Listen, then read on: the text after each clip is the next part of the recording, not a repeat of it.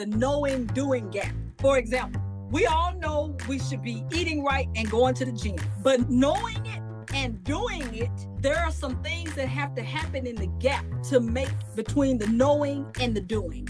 And a lot of times we always just talk about what's happened with the numbers, but we really got to figure out, how do I get from knowing I need to be doing that to actually feeling safe enough to do it?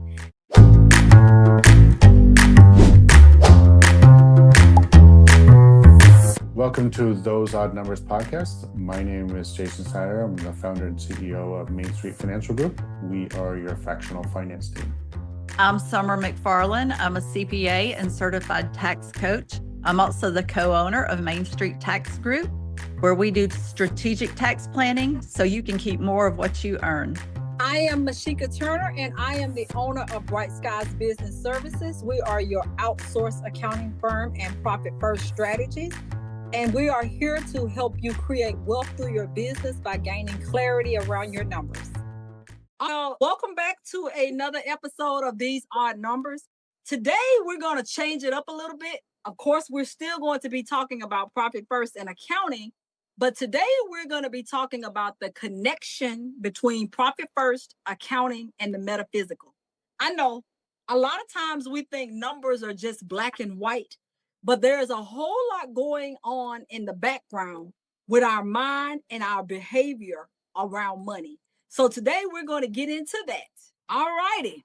I can't wait. So first is a behavior. Yep. We know that it's based off of behaviors. And a lot of times, because we tend to think about accounting, money is just black and white. But when we really think about behaviors, we have to think about, first of all, what gets us to those behaviors. First of all, we have to settle with our feelings around those behaviors to actually do those things to get action, to get the desired outcomes. I know I don't want to go too far with it, but let me just slow down again. So the first thing is for someone to really embrace those behaviors.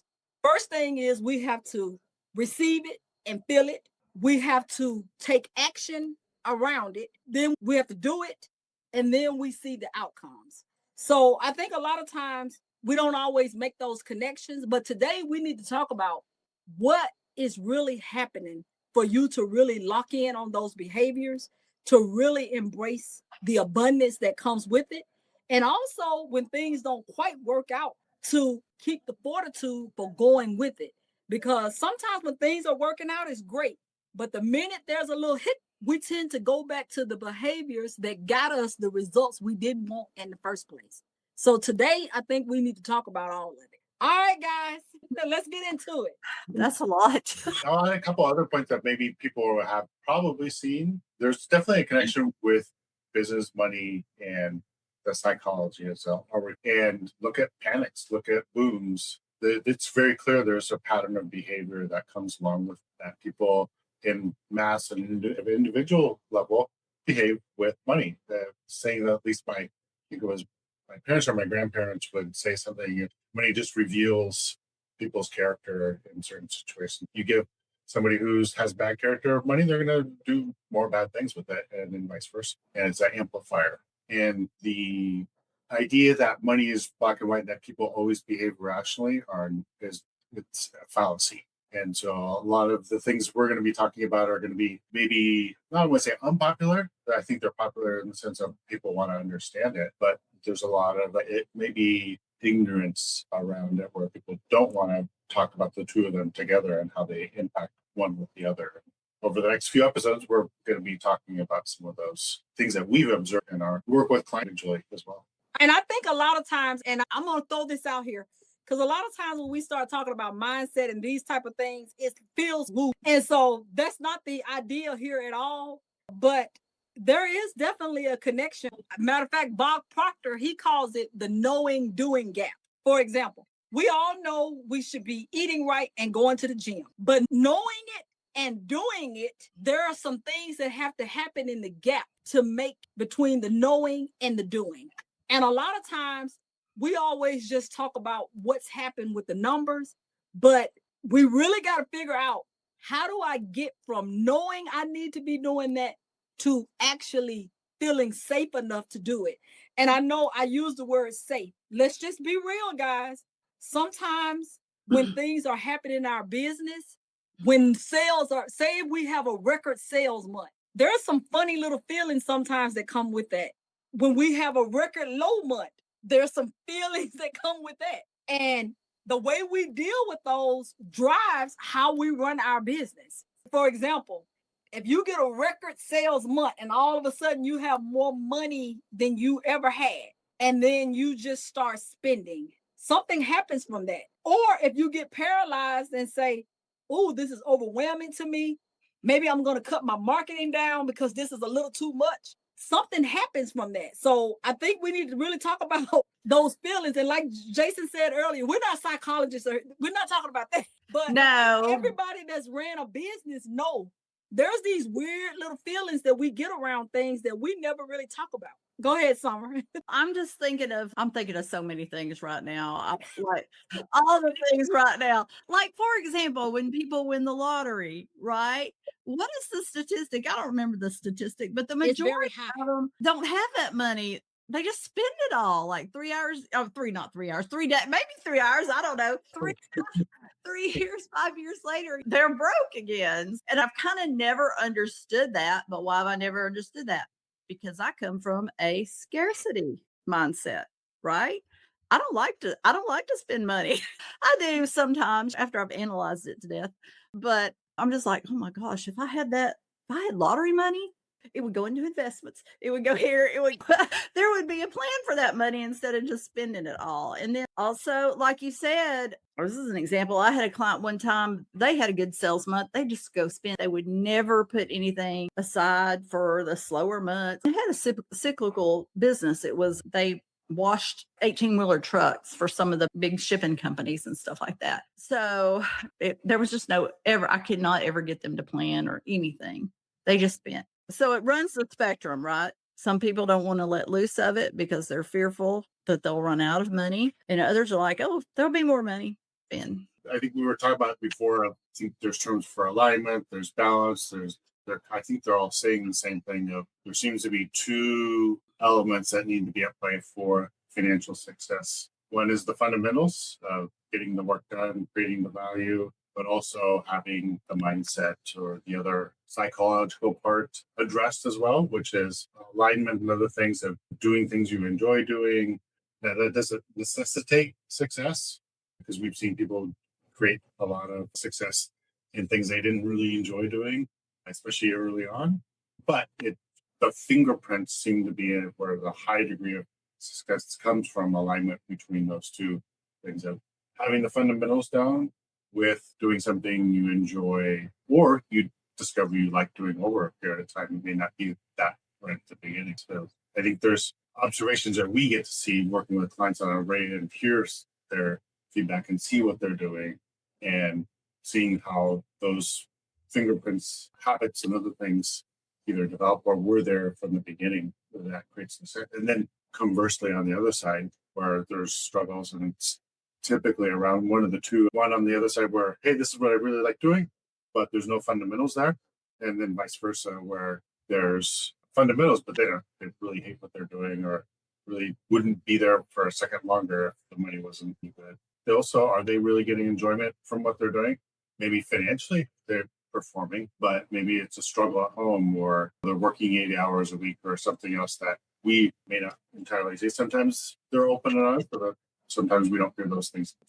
From my own observation, it's alignment, balance between those two pretend to a greater degree of success than just one of those being present. I love that you said that because I feel like probably around 2000 and maybe 19 and 20, there was this conversation, especially on social media, about the grind. Everybody need to grind.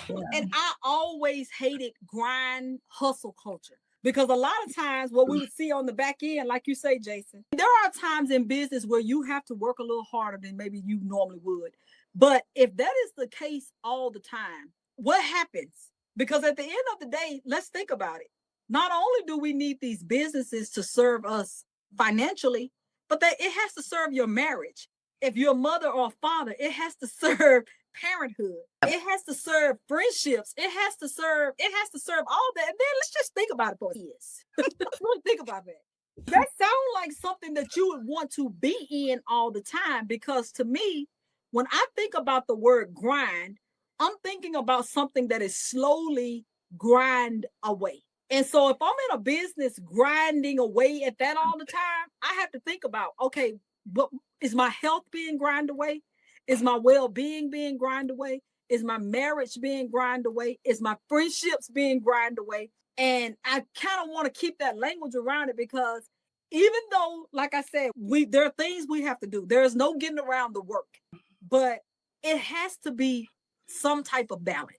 It has to be. Yep.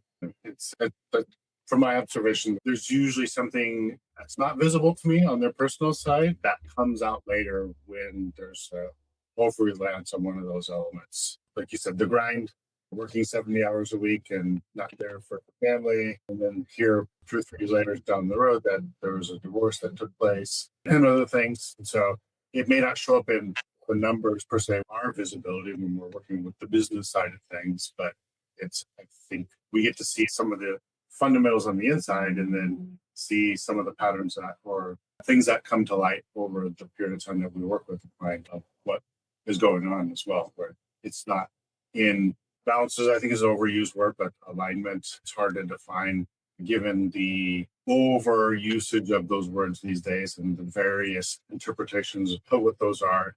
But to speak broadly about it, that it's some amalgamation of those 2 words together, finding that to make it work, because you need the fundamentals and you need to be pointed in the right direction. Otherwise, you're fighting against yourself in most spaces, and which leads to the grind or other things. Yeah. Sometimes I think it's just because if you know that, I have to stop myself every now and then because I'm a workaholic. Really, I like what I do. It's comfortable. So sometimes I have to stop myself when I catch myself that I'm doing too much or working too long or letting relationships slip and stuff like that. Again, because I think you fall back into what you know and what's comfortable sometimes instead of letting go and figuring something out, because it's easier to slip back into something than it is to change something, because change is uncomfortable. It can be painful. Once you get on the other side of it, it's usually great. But since I think a lot of us are creatures of habit, it's hard. I totally agree with that. I'll just bring it back to what I said earlier, specifically with Profit First. Once you can really get people to lock in on behaviors, a lot of times they're like, oh, wow, this is great. And if you can really get them to lock in, they lock in. But a lot of times what I find, if something unexpected happens, or maybe if sales dip or something happened, there's always the temptation to go back. I used to do. And so a lot of times we're having that conversation of dealing with that feeling of why you want to go back, because let's talk about it. You have been in business 5 years when we met. That is what got you in a bad position. Let's talk about why we feel like we need to go back when we already know that doesn't work. So what does it feel like making an adjustment to what we're doing so that we can keep that momentum rather than going back down that road that we already know takes us where we don't want to go? Yeah, that's one of the things I like about Profit First is because it is behavioral based, right? People don't look at their financials, they look at their bank accounts. Yeah. That's it. I know it. One of the things my sister used to say all the time, she would talk about it around dating, but I think about it around Profit First. She would say, there's no sense of circling back to a dead end street. How you want to, the relationship you already don't know the work. She like, there's no need to circle back on the dead end street. But even with this right here, when you have done something and you know it doesn't work, there's no sense of circling back on a dead end street because we already know where that road leads us. Yep. Even though it's familiar, even though it feels like I would rather do this, even though I know it's not going to get me but don't go back because there's nothing on the dead end street. That's true. That's a pretty good one. Can we count that as a Southernism or? That was a Southern or not, but at the time I was pretty mad at her for saying that, but she was absolutely. Oh, there's a backstory. I think we have a future episode coming up. Yeah. I'll speak more to that behavioral side of it. Is we see clients, at least what I have, similar thing, but they can make progress there, so you still see the same financial output, and you circle back with them and, hey, I thought you were going to start doing this, or you're going to try this. And those fundamental part of it hasn't changed of addressing those other items that need to get into it. So obviously business, you need sales, and many times sales growth, because you're starting in a place of usually deficiency to even cover your own salary in many cases. And so highlighting those things, that we still keep them as a client because they're paying, and we're providing them the advice and best practice of what they should do, but they don't make the changes.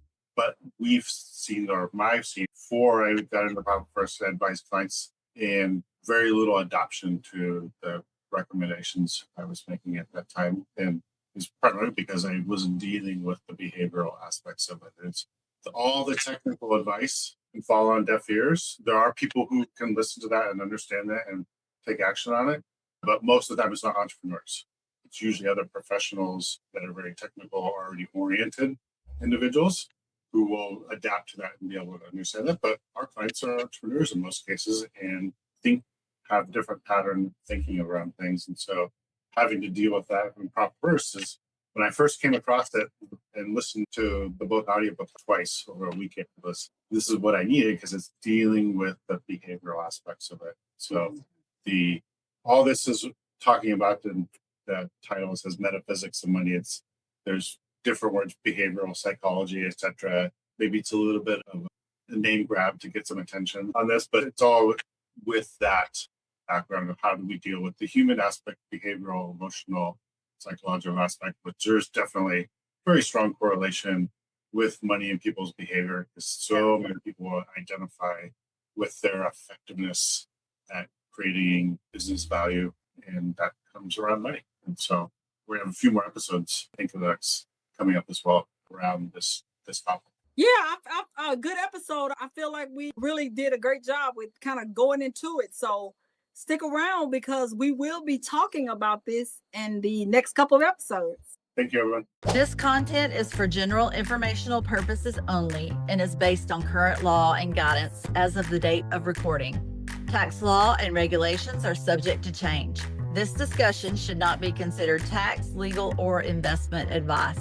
Listeners should consult their own tax or financial professional regarding their specific situation.